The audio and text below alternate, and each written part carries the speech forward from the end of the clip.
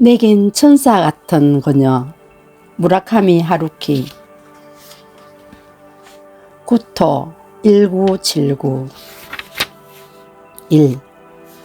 그는 오랜 기간에 걸쳐서 하루도 빠짐없이 일기를 쓸 수 있는 아주 드문 능력을 가진 몇 안 되는 사람 중 하나였다.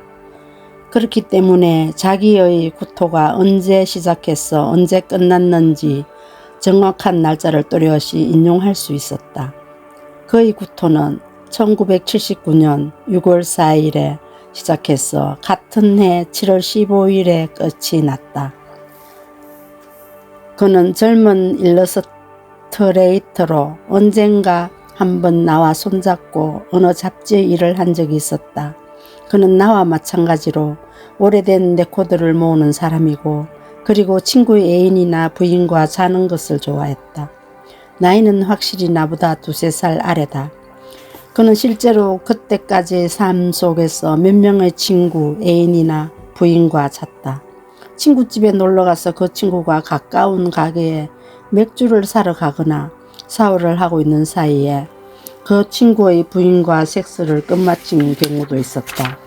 그는 자주 그런 이야기를 나에게 해주었다. 서둘러 섹스를 하는 것도 상당히 좋습니다. 그는 말했다. 그의 옷을 입은 채 가능한 빨리 후딱 해치우는 거죠. 일반적으로 섹스가 점점 길어지는 경향이 있지 않습니까? 그래서 가끔씩은 그 반대로 하는 것이지요. 조금만 관점을 변화시켜 보면 상당한 즐거움을 느낄 수 있습니다. 물론 그런 간단한 섹스뿐만 아니라 여유 있게 시간을 충분히 갖고 하는 성실한 섹스도 한다. 어쨌든 그는 친구들의 애인이나 부인과 잔다는 행위 그 자체가 좋아하는 것이다. 특별히 그 여자를 뺏는다는 왜곡된 생각은 저에게 없습니다. 그녀들과 자고 나면 매우 친밀한 기분을 느낄 수 있습니다. 간단히 말해서 가정적인 기분 같은 거죠. 그건 단지 섹스일 뿐입니다. 탄론하지 않으면 아무도 상처 입는 사람도 없고 지금까지 탄론한 적 없습니다. 당연하지만 그는 조금은 의외라는 듯이 말했다. 그런 종류의 행위라는 것은 내 쪽에서 폭로하고 싶다는 잠재적 발음만 없다면 탄론할 일은 없습니다. 뭔가 꼬투리를 잡을 수 있는 말이나 행동을 하지만 않는다면 말이죠. 그리고 애초에 기본적인 방침을 분명히 해두는 것이 필요합니다. 그러니까 이것은 친밀함을 담은 게임 같은 것이고 깊게 빠지는 일도 없고 누군가에게 상처를 주지도 않는다는 것이지요. 물론 말할 필요도 없이 우회적인 말을 골라서 설명할 수밖에 없지만 나로서는 그런 것이 그가 말하는 것처럼 하나에서 10까지 잘 되리라고는 믿을 수 없었지만 그는 허풍을 떨거나 자만심을 가지고 있는 사람도 아니었다. 어쩌면 그가 말하는 그대로일지도 모른다. 궁극적으로는 그녀들의 대부분은 그것을 바라고 있습니다. 그녀들의 애인이나 남편, 그러니까 내 친구들이지만 의 대부분은 저보다 훨씬 훌륭한 사람들입니다. 저보다 잘생겼고 저보다 머리가 좋고 어쩌면 저보다 성기가 더 클지도 모릅니다. 하지만 그녀들에게는 아무래도 상관없습니다. 그녀들에게는 상대가 어느 정도 성실하고 친절하며 서로 잘 알고 있으며 그걸로 오케이입니다. 그녀들이 원하는 것은 애인이나 부부라는 어떤 의미에서 정지된 상태를 넘어선 관계를 갖고 싶다는 것입니다. 그것이 기본적인 원칙입니다. 물론 기본적인 동기는 다양하지만 말이죠. 예를 들면 남편이 바람을 피운 것에 대한 안갚음이라든지 생활의 따분함에 자극을 주기 위해서 자기가 아직도 남편 이외의 남자에게 매력을 주고 있구나 하는 자기 만족 등이죠. 그런 것입니다. 저는 상대의 얼굴을 보면 대개 알 수 있습니다. 노하우 같은 것은 아무것도 없습니다. 이것만은 타고난 능력입니다. 어떤 사람은 있고 어떤 사람은 없습니다. 그에게는 애인이 없었다. 전에도 말한 것처럼 우리들은 레코드를 모으고 있었기 때문에 가끔씩 서로의 레코드를 가지고 만나서 교환을 한다. 우리들 둘 다 50년도에서 60년대에 걸친 재즈 레코드를 모으고 있었지만 서로의 수집 대상이 아주 조금 다르기 때문에 교환이 성립되는 것이다. 나는 서해안의 백인 밴드가 중심이고 그는 콜맨 호킨스라든지 라이오넬 험프턴 등의 중간파에 가까운 후기 레코드를 모으고 있다. 따라서 그가 피터 졸리 트리오의 빅터 판을 가지고 있고 내가 빅 스킨슨의 메인스트림 재즈를 가지고 있으면 그 둘은 상방의 합의 아래 순조롭게 교환된다. 둘이서 맥주를 마시면서 하루 종일 음반의 질이나 연주를 체크하고 그러한 거래를 몇 개 성립시키게 되는 것이다.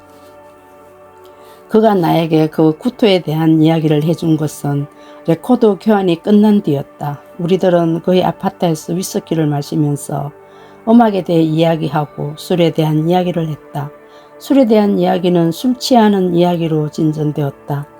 저는 옛날에 매일 계속해서 40일간 구토를 한 적이 있습니다.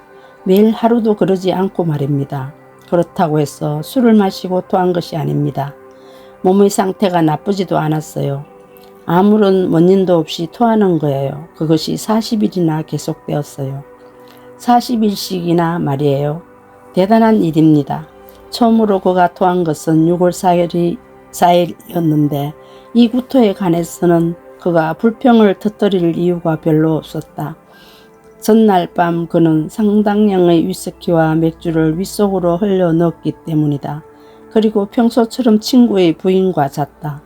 그러나 1979년 6월 3일 밤이다. 따라서 6월 4일 아침 8시에 그가 위안에 있는 것들을 있는 대로 모두 변기 안으로 토했다고 해도 그것은 세상의 일반 상식과 비교해 보아서 특별히 이상한 일이 아니었다.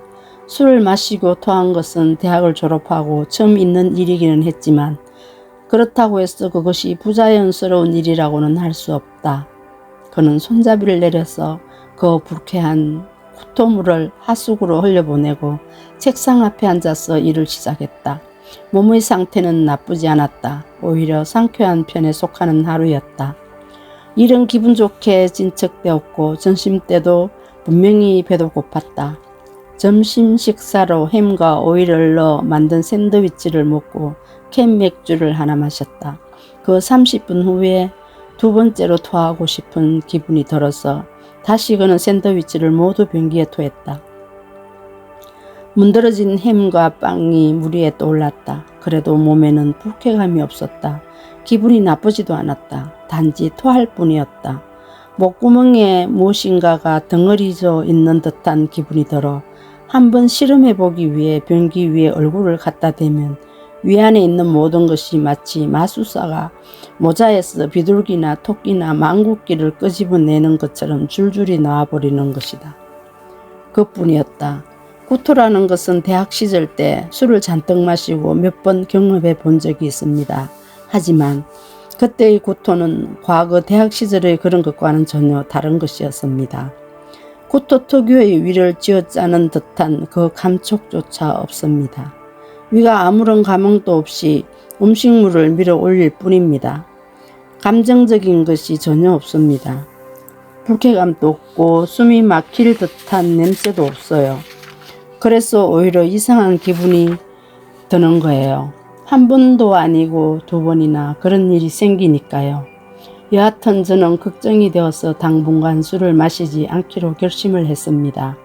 그러나 세 번째의 구토는 다음날 아침 어김없이 찾아왔다.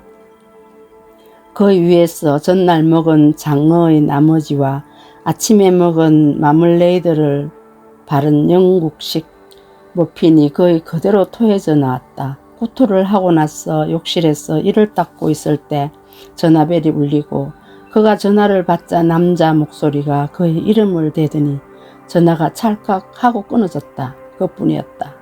내가 잔 상대의 남편이나 애인이 그런 전화를 한 건 아닐까? 내가 말했다. 설마? 그가 말했다. 경청해 주셔서 감사합니다. 달달한 하루 보내세요.